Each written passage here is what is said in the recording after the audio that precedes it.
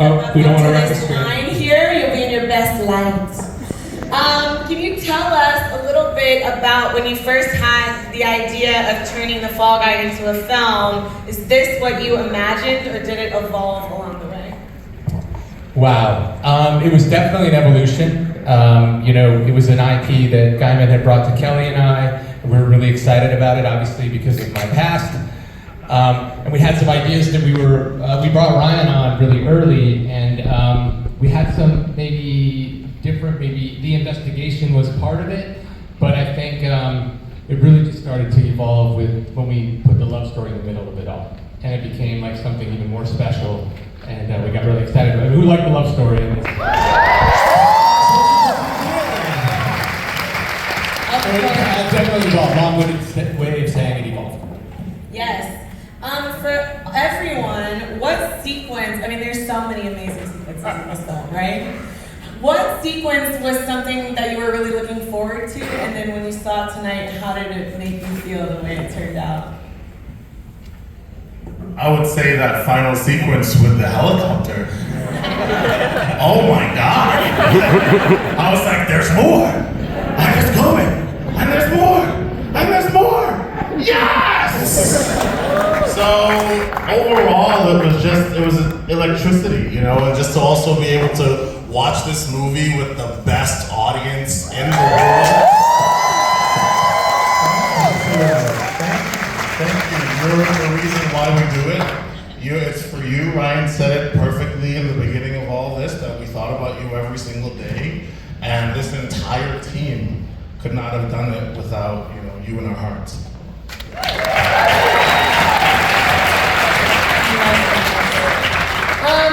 I wanted to talk a little bit about the style of the film. Everybody had awesome outfits. Was there any specific costume that you loved the most, or did you steal anything from the set?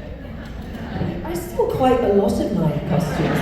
Wait, what? Yeah, I'm sorry. I didn't. This is the time to confess, but I have the Hawaiian jumpsuit from the Sydney Harbour. I do. Wow. I do. Okay.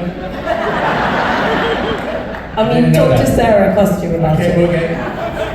Put that under losses. Thank you. Put that against I really the want that residual. jumpsuit. No, you're wearing my favorite costume.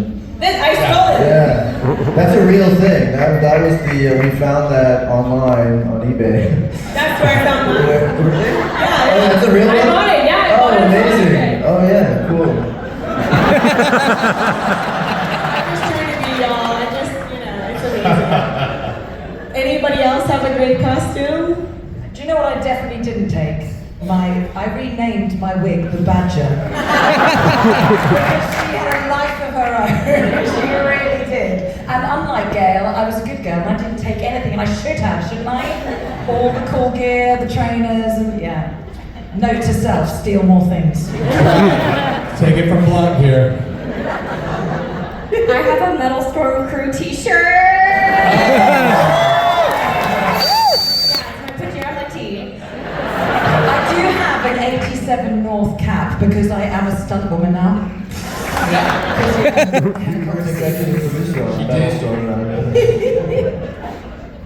Can we talk a little bit about the amazing chemistry that you, Emily, and Ryan had, and also great comedic rhythm? Did you do any prep work to kind of find that moment, or was it pretty We have some natural? trust games we could show you guys that go for chemistry. I got very lucky. I have the best sparring partner ever. That's sparring, but I say sparring, but we also love spas, but we love a spa. Yeah, that's kind of how we bonded. We went and got like scrubs, I really could create chemistry with the trash can. So she just came. She brought that blunt force to this room. That's it. Fall Guy 2 title. Blunt force. Got it.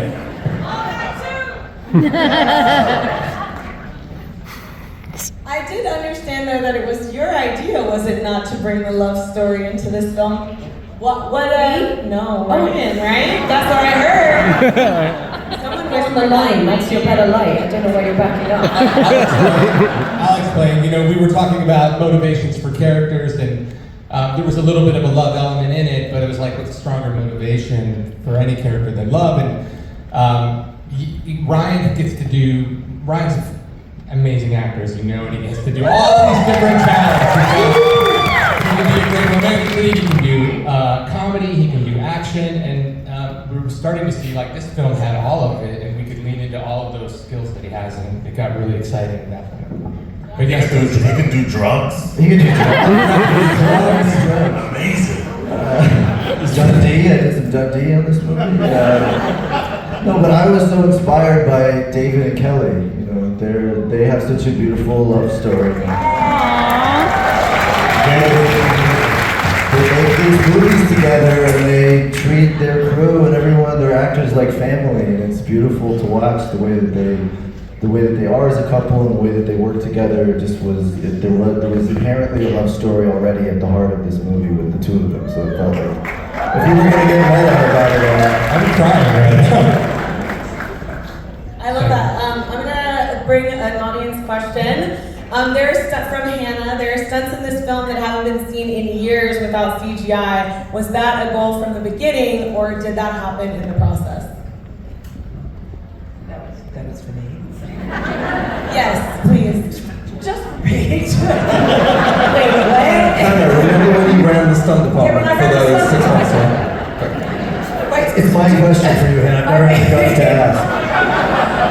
I mean, we're gonna give it a go. Say it again, please. It went away, but it was about. It's a question from Hannah in the audience. I'm sorry, I thought it was a bit. There's been so many bits this week. From Hannah in the audience, she wants to know about. She said there's so many stunts in this film that haven't been done in years without the use of CGI. Was your goal to do it without CGI the whole time, or did that evolve in the process? No, that was our goal. I mean, because it was a love letter to stunts and a love letter to the crews that make these movies, and we knew we had to be authentic in that world. And look, I love my visual effects friends and brethren, but this was the movie we really had to be true to the roots of stunts. How about Logan's record-breaking camera? Yeah, Logan.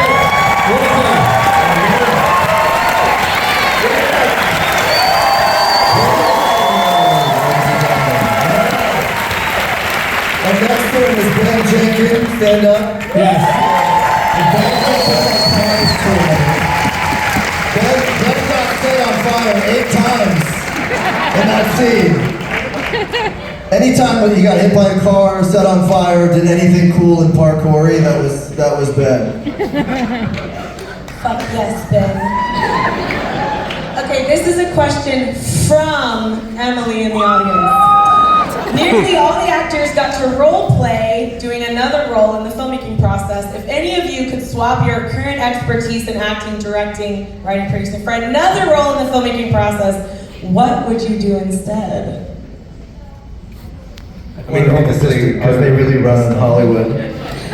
So, what were you gonna say? I mean, I would not be the writer, I'd be a stuntman, because obviously this is the night to do that. So that was an easy one for me.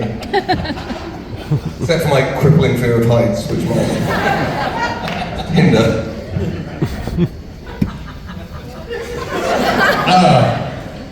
I don't know, I'd like to be background in one of those alien costumes. That was pretty cool. Those guys got a lot of laughs. Yeah, that would have been cool to be some DG. Okay. We have a question about the dog from Alex. Can you tell us about the dog? Wow. Well, He's gone now, he lives with someone else. Again, it was another sort of inspired idea from our creative sessions, and we wanted to bring this additional character into the mix. I think when you're in an action scene, you're always trying to give yourself problems to solve to make the choreography fresh. Rain is good, ice is good, and then adding an animal on set is always great. And then just the character just took to life. So Yeah, that and the dog is a Kelpie, which is an Australian dog. And it's actually 2 girl dogs.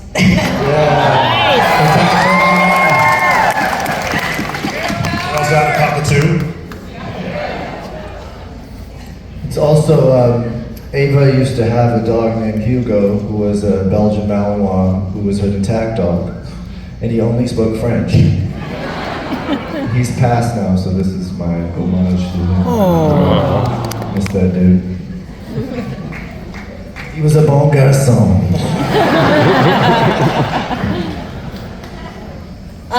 Okay. I have to ask you this. Ryan, you're always in great shape, but can you talk more about what you and everyone in this film did to prepare for the physicality, or was it just all the stunt work? Ryan does a lot of Pilates. I don't know. Yeah, he loves Pilates. That kind of does it for you, right? Pilates, definitely Pilates. That's the only training anyone did The who cat participated in this film? No one had any stunt training? no, they all did. They all did. Yeah. Sorry, no, they all had extensive stunt training with our fabulous stunt coordinator out there, Chris O'Hara. Where is he? Chris. And everyone rehearsed their fight scenes for weeks. And the thing that you do when you're on an 87 North film, that's how we do it. Kelly and I like to make sure our cast is ready to go. Made sure everybody had the time and space to be prepared. I love Yes. that. Okay, another question from the audience. For those of you who have worked on this type of giant action blockbuster that's a little bit parodied in this film, how accurate is this film in representing the process without the murder part? Incredibly accurate. Right? Totally. Very, very accurate. I feel like there's always a bit of chaos. Like the bigger the movie gets, the more chaotic it seems to get. The third act is usually being written as you're shooting it. Absolutely. It felt like Maybe ours was too. I have no idea how that happens, by the way. It felt like they were a couple of kind of very meta Tropic Thunder type days. Yeah. Yes. But it is sometimes Hollywood is, the making of a movie is truth is stranger than fiction. And it's crazy stuff that happens on set, And so it's not so much murder, but other things. Can be chaotic. What was like the film is everyone's very, very committed to getting the film to that end goal. Everyone is in love with their film, so I think one of the love stories is how much everyone is in love with what they're doing. And that's very much like a real set. That's very much like a real movie where everyone is just committed to putting their best foot forward and coming in and trying stuff. And what you did beautifully every single day was to create a very safe space every day to just try things and say, can we do this? Thank you. Yeah.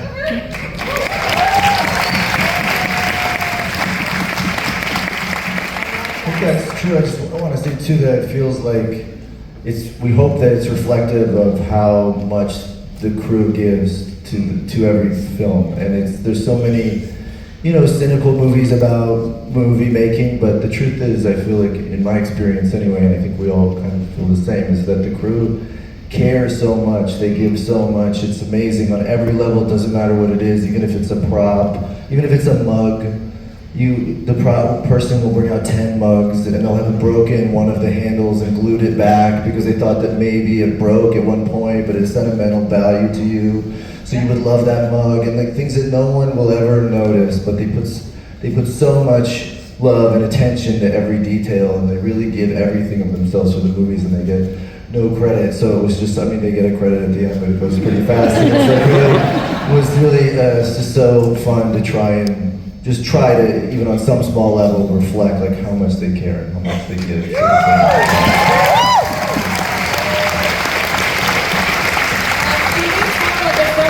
This about the lack of an Oscar for stunt people and those crews. Can you talk a little bit about why you think that is and what it would take to change that and get them the recognition? Well, I do feel it's changing, and there's been a group of stunt people working inside the Academy now for several years that are really going through the process.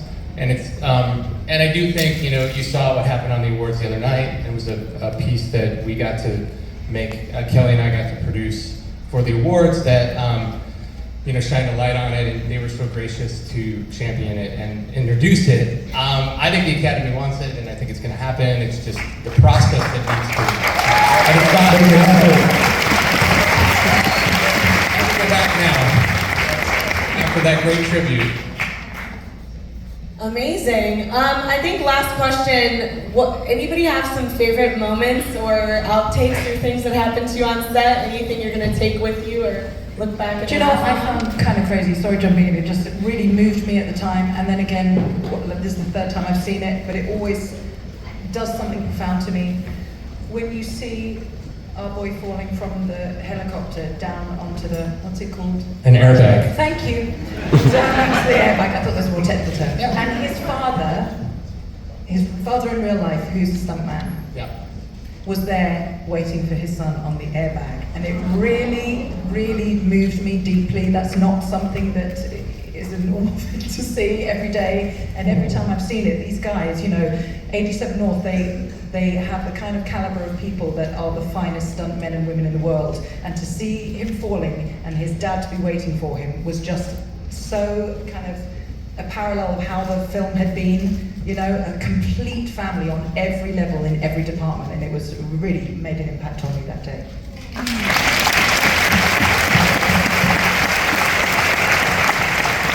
Yeah, so his dad, Bob Brown, it was Troy Brown who did The Fall. Bob Brown actually had done a record-breaking fall into that bag. Am I correct, Chris?